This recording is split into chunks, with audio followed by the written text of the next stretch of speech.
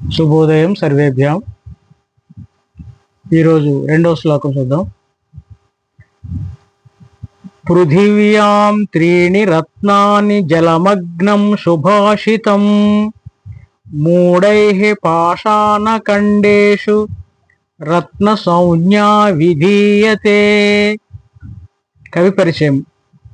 ఈ శ్లోకము చాణక్యుడు వ్రాసిన చాణక్య నీతి శాస్త్రం అనే పాఠము నుండి గ్రహించబడినది.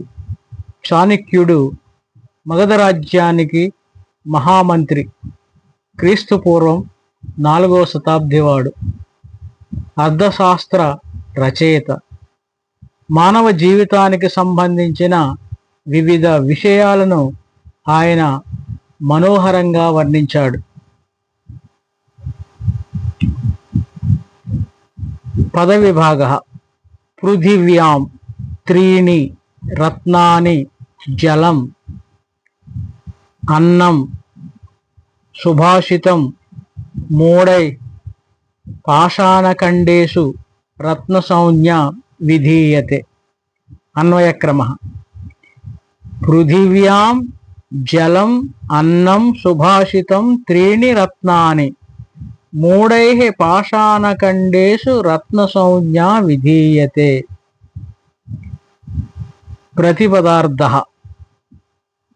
పృథివ్యాం భూమియందు, జలం నీరు, అన్నం అన్నము, సుభాషితం సుభాషితము, త్రీణి ఈ మూడు, రత్నాని రత్నములు, మూఢైః మూర్ఖుల చేత, పాషాణఖండైః రాతి ముక్కలయందు, రత్న సంజ్ఞా రత్నాలు అనే పేరు, విధీయతే కల్పించబడుచున్నది.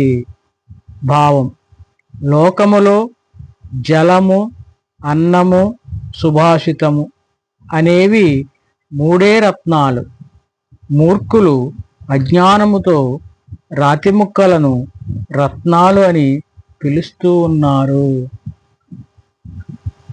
ఈ శ్లోకం మీకు నచ్చినట్లయితే ప్రాక్టీస్ చేయండి. మా యొక్క ఛానల్ని సబ్స్క్రైబ్ చేసుకోండి, లైక్ చేయండి, షేర్ చేయండి. Thank you. ధన్యవాదాలు.